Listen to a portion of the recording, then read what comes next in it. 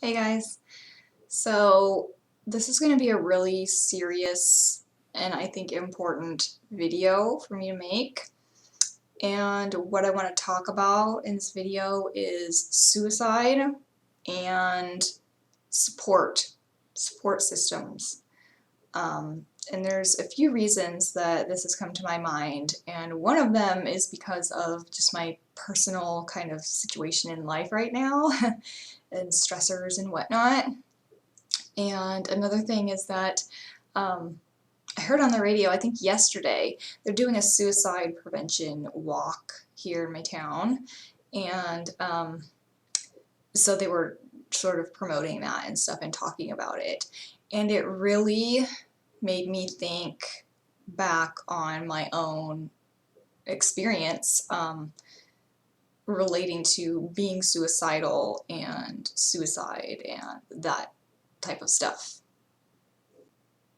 So I'm not going to get into a huge amount of detail here because it's quite personal, but I had a serious suicide attempt about probably 10 years ago.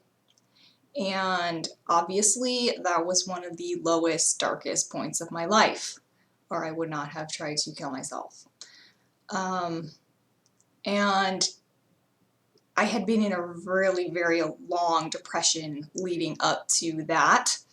And it was the culmination of a whole bunch of things that happened. It wasn't just the depression, it was a lot of sort of social things in my life that happened to me as far as relationships and jobs, and my whole life just pretty much started crumbling around me.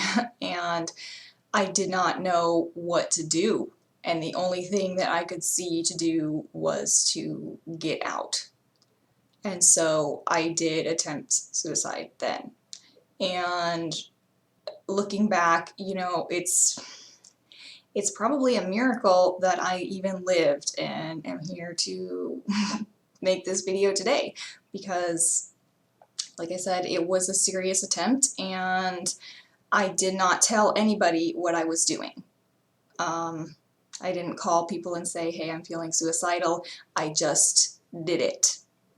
And I fully intended that it was going to do what I thought it was going to do, and that I would not be alive the next day because it was the middle of the night when I attempted.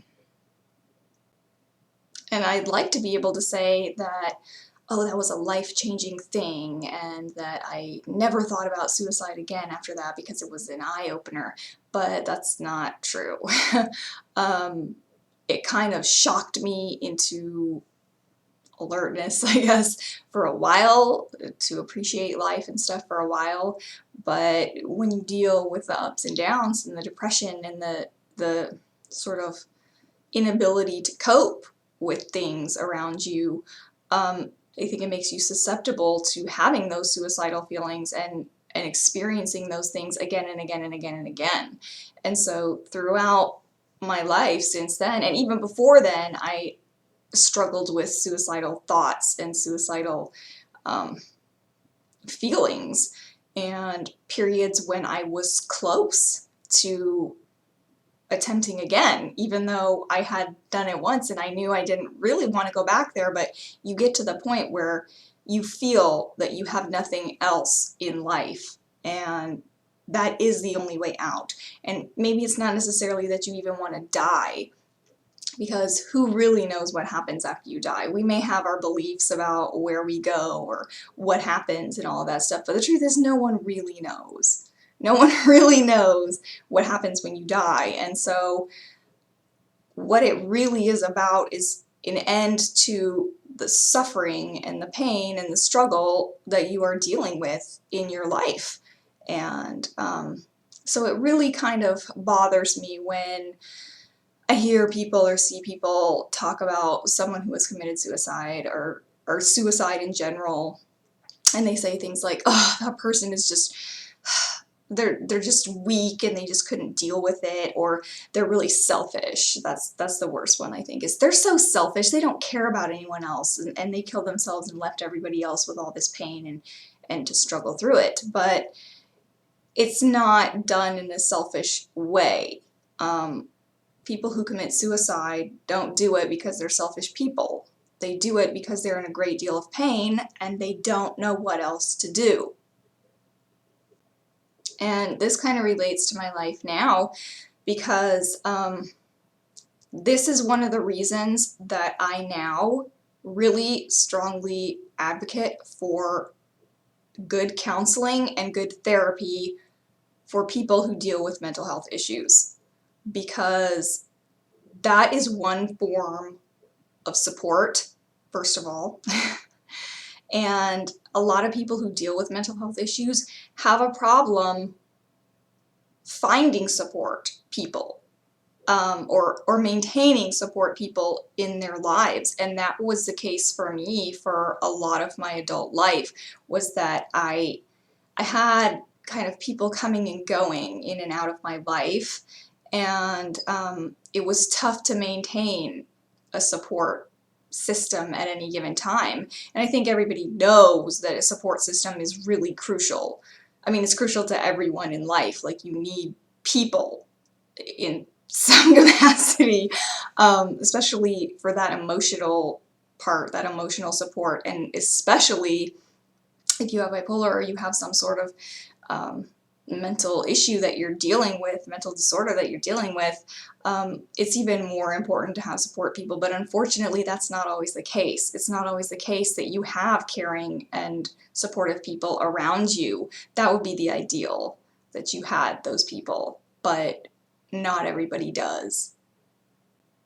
So looking back on my own experience, I would say that the support is really important to preventing that from happening, because I know that there were times when I was feeling suicidal, but just talking to somebody who I felt cared what happened to me was enough to kind of not pull me out of my depression or pull me out of feeling suicidal, but to keep me from pulling the trigger, so to speak, on doing anything.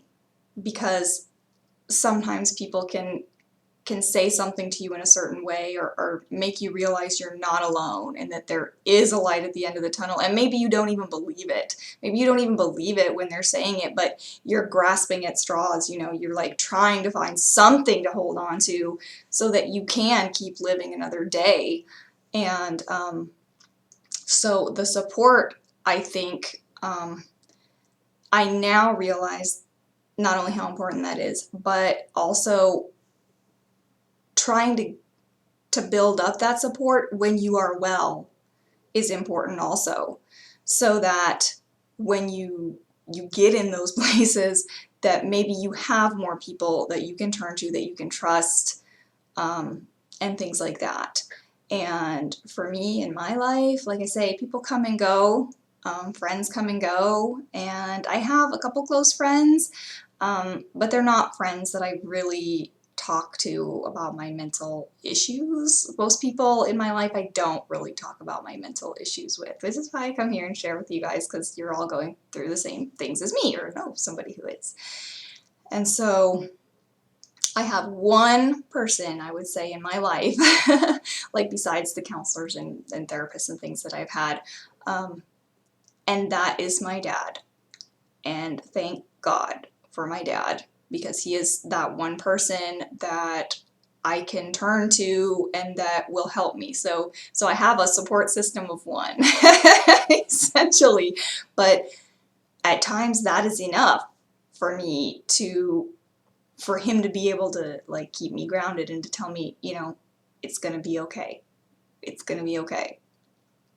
And so I do feel lucky in that sense that, even when I feel completely alone, I know I have at least one person. I know I would have at least that one person. And my dad was really the one that helped me to pick myself up after my attempt, because he didn't even know about it. He just knew that I was severely depressed. And I realized at some point that I had to make changes in my life, and I had to pick myself up, because I didn't want to attempt again. And so I had to start kind of changing things in my life and doing things in my life, but I don't know if I would have been able to do that had it not been for him there or somebody there to help me pick up the pieces and to help me be able to move forward from that. So now I realize how important all of that is. And again, you know, I'm not saying I never feel suicidal now.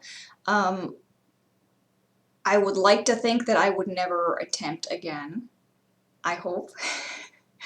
But occasionally the feelings do creep up. They are not as prevalent as they were in my younger years. And again, I do attribute that to having had good counseling and good therapy, because part of it is that I learned better coping mechanisms than I had before, because I literally had none. I mean, I was bad off. I mean, I had no coping whatsoever. It was bad. And so now I still struggle with stuff, obviously. I come here and make these videos about all my issues, right? But I understand on some level the things that I need and the things that I have to ask for help from other people.